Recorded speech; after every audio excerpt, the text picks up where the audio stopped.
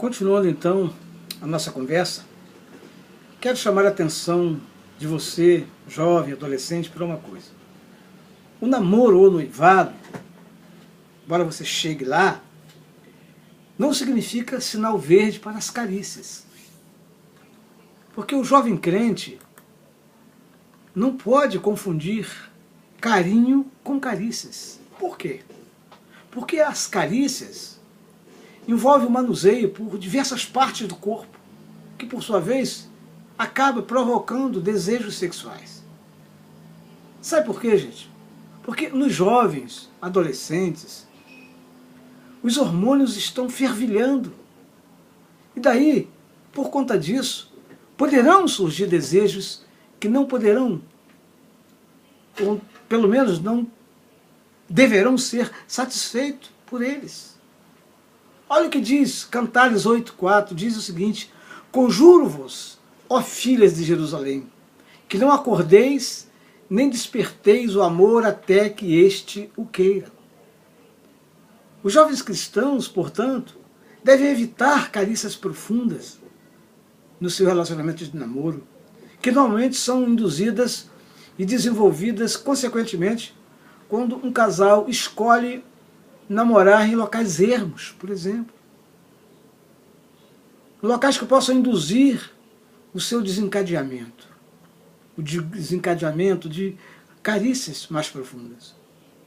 Portanto, a escolha do lugar de encontro para o namoro não é irrelevante. E os ambientes, por demais insinuantes, devem ser evitados, bem como os lugares muito isolados, como, por exemplo, no interior de um automóvel, ou num quarto, como muitas vezes tem sido permitido por alguns pais, e pasmem, pais cristãos, quando dão desculpas de que é melhor que os seus filhos estejam dentro de casa do que na rua. Mas nem por isso um quarto deixa de ser uma verdadeira armadilha, onde a tentação, acreditem, é 10 vezes maior. Já pelo próprio lugar, Essa semana eu estava vendo uma reportagem em uma emissora católica sobre os jovens que decidiram esperar, onde o casal, para evitar a força da sensualidade no namoro, sabe onde é que eles foram namorar? Foram namorar em um parque de diversões. É verdade.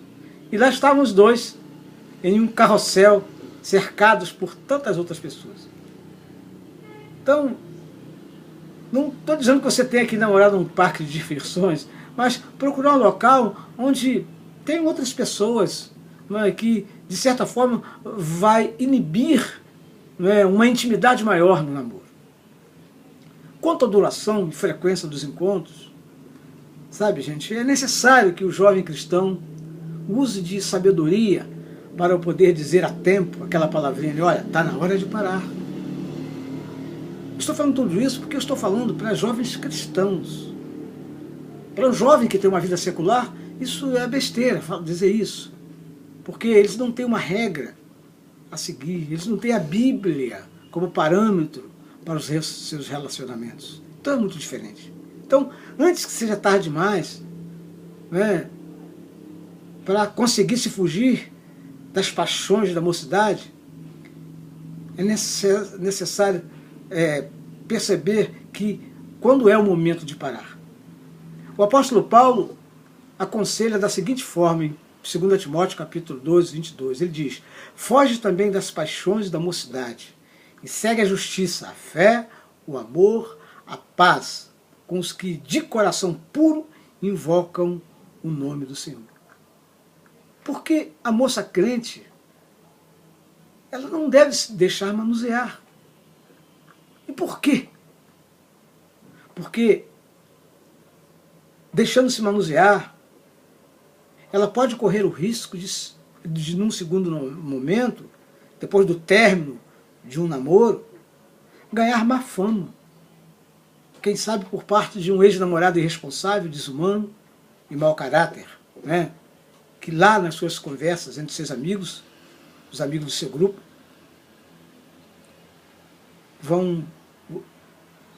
o camarada vai falar coisas que às vezes nem aconteceram.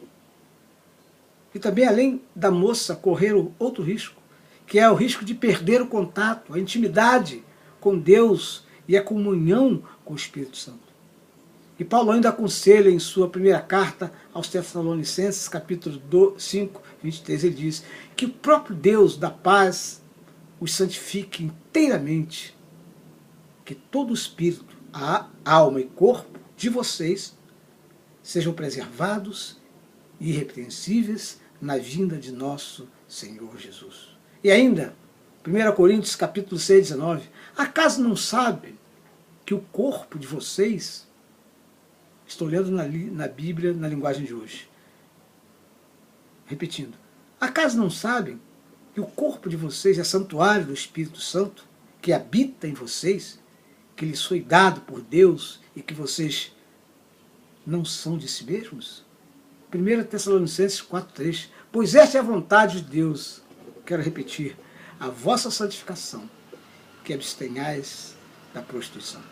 Paulo nesse texto usa a palavra prostituição, que no grego é porneia, de onde origina a palavra pornografia.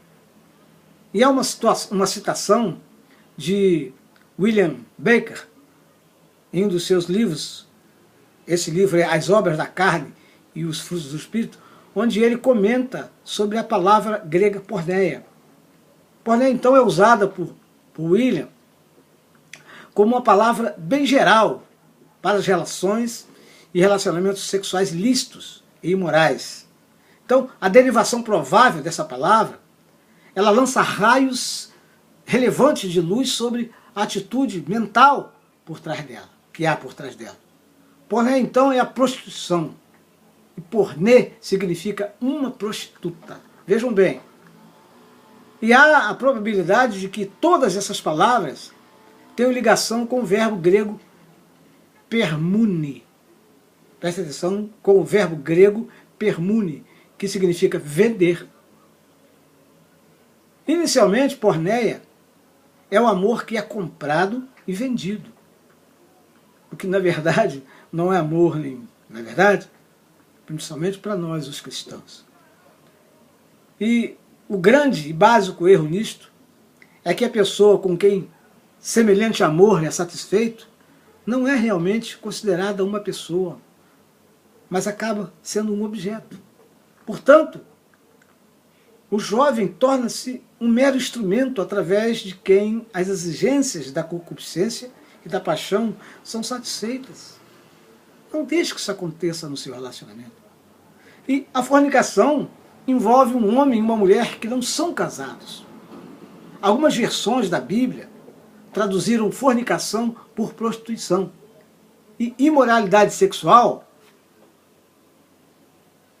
por fornicadores, né? E fornicadores foram traduzidos por impuros, como no texto de 1 Tessalonicenses 4,3, diz o texto, pois esta é a vontade de Deus, a vossa santificação, que vos abstenhais da prostituição. Olha, pessoal, o amor verdadeiro é a união entre duas personalidades, de modo que, após o casamento, se tornam uma só pessoa, e que cada uma acha a sua própria realização na união com a outra. O termo porneia descreve o relacionamento em que uma das partes pode ser comprada e descartada como um objeto. E onde não há união de personalidade, queridos, nem respeito por estas. Porneia, então, designa toda a intenção e procedimento arbitrário que viola princípios bíblicos e fere o caráter santo de Deus. E transgride leis divinas na esfera da sexualidade.